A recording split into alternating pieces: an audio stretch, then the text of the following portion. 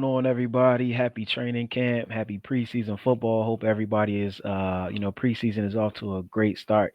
It's yours truly, Coach Mike Dubb, and I'm here to break down some important questions, important headlines, storylines, all your latest news as it relates to, of course, the one and only AFC West, which is the home team division of the network. If you follow us, then you know we have plenty of Chiefs fans, plenty of Chargers fans, Broncos, Raiders, all of the above. So, of course, we're looking for all the feedback, all the interactions. We want to know what you guys agree with, what you disagree with.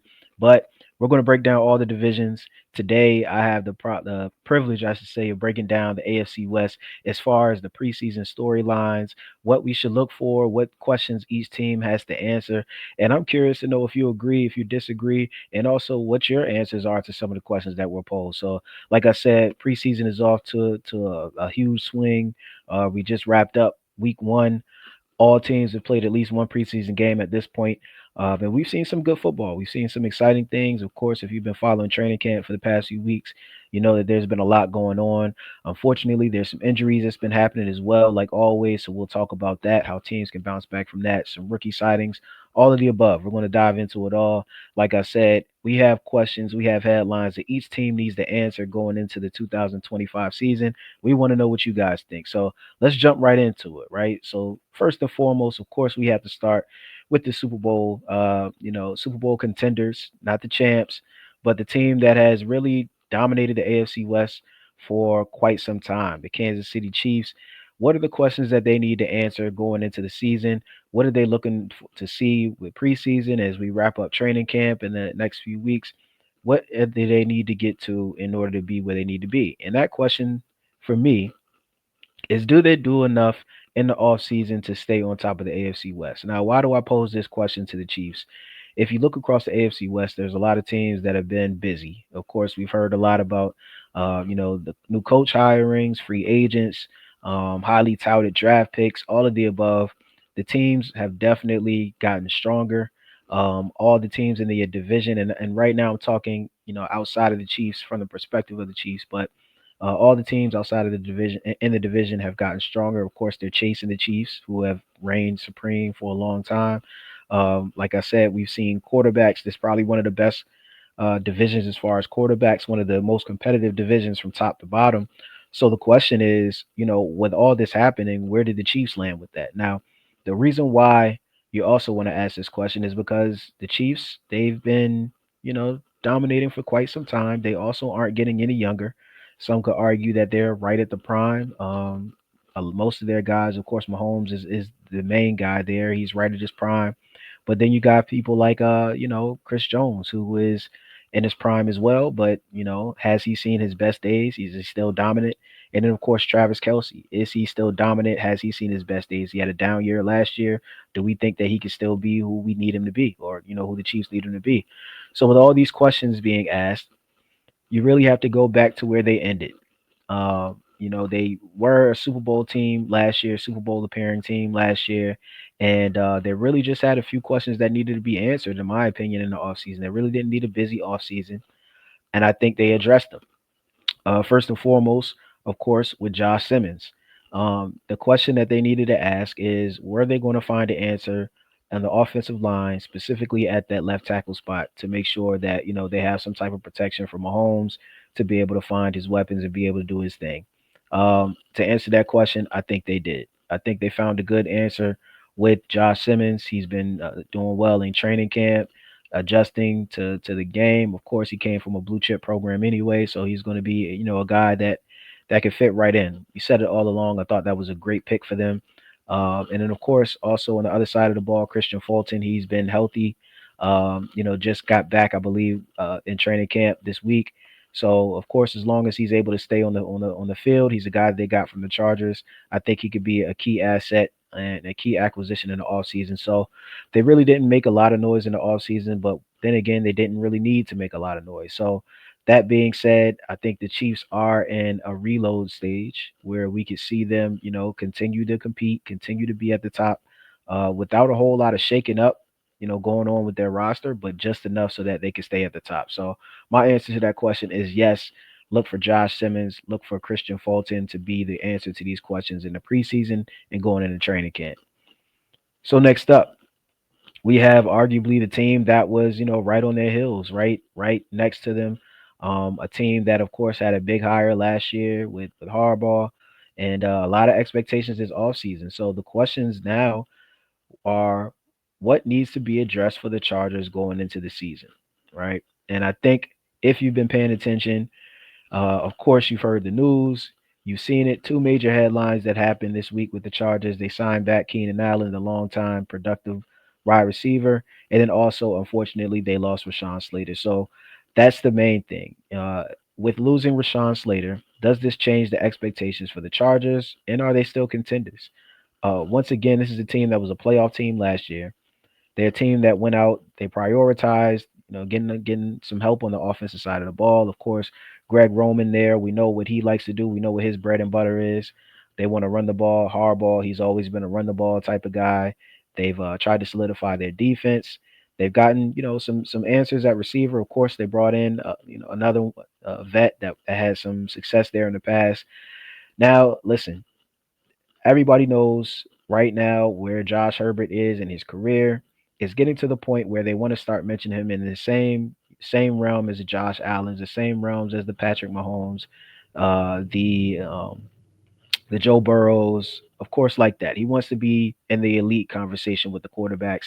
So they're going to try to make sure that he has to capitalize on that window right now. The Chargers have seen what happens when you miss that window with the Philip Rivers era, having great teams and great rosters and still not being able to capitalize in the playoffs. They don't want to make sure that happens again. So of course they want to make sure that they uh, give Justin Herbert everything that he needs to be productive.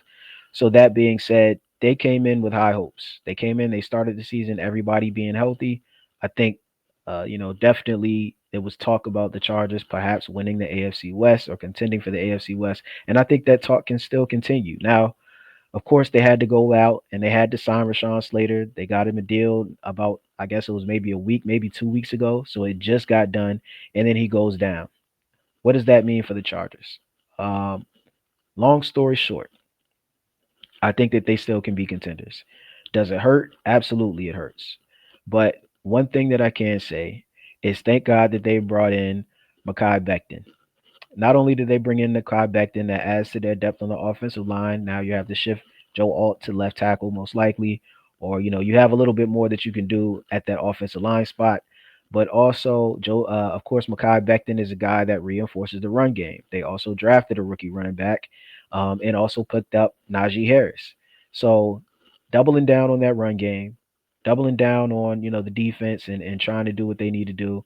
I think that's still puts them in position to be contenders. Why does it put them in position to be contenders? Because they're still a team that, guys know across the league the Chargers have talent. You don't want to see this team because you never know what you may get from them. They're going to compete. They're going to grind it out. They're going to be a hard working team.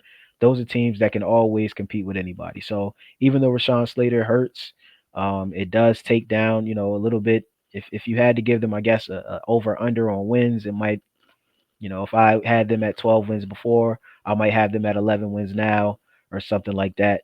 I do think it will be an effect, especially later on in the season. But overall, I still think that their roster is strong enough that they can be contenders. They can compete, barring any other major injuries. Now, of course, the Chargers have had a history of guys not being able to stay on the field, not they being able to stay healthy throughout the season. Hopefully, that's not the case this year. As long as the guys that they have left stay healthy and they don't have too many more injuries, I think that they still can be contenders. All right, so we're moving right along. Next, we have none other than the Denver Broncos, another team that, if you've been paying attention to the offseason, they made a lot of moves. They were a playoff team last year. Bo Nix was a surprising rookie.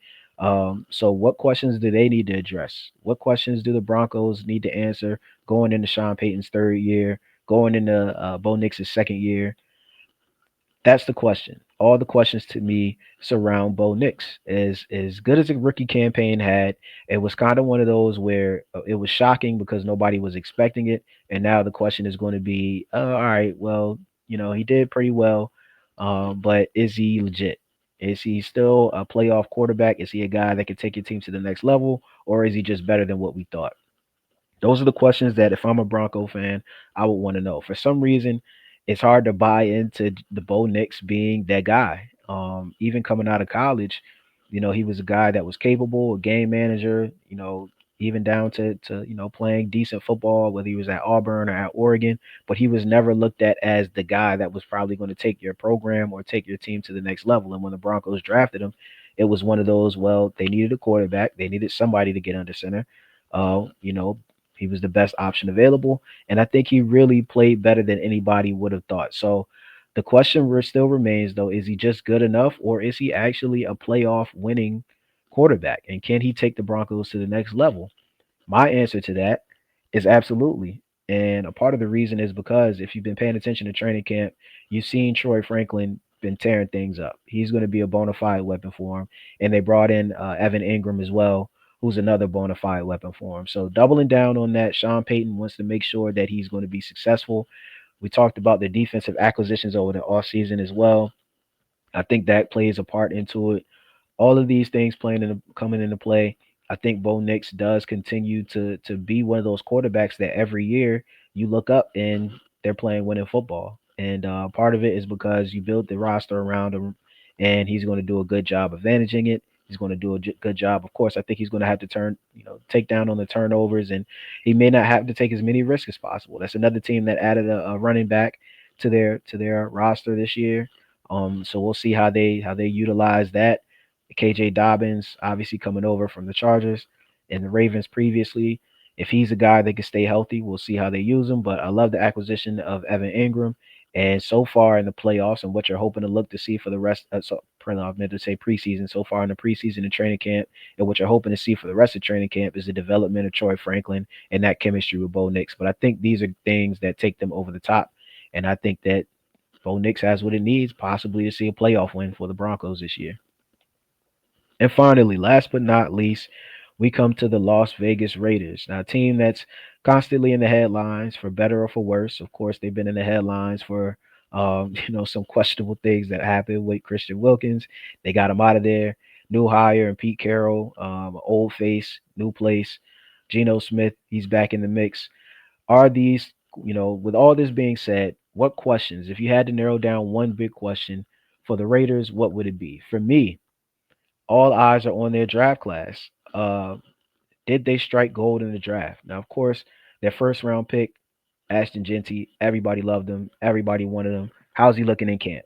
That's going to be your question. Is he going to translate into preseason? Is he going to translate into regular season? Is he going to be able to translate into being the next future for the Raiders? And those are the questions that you really want to ask when you think about their draft class. And the reason why I say that is because there are three names that stand out specifically, which I'll get into in just a little bit. But traditionally, I think everybody can agree the Raiders have not hit in the draft, and that's become part of the reason why they've been one of the most unstable franchises in the last 20 years.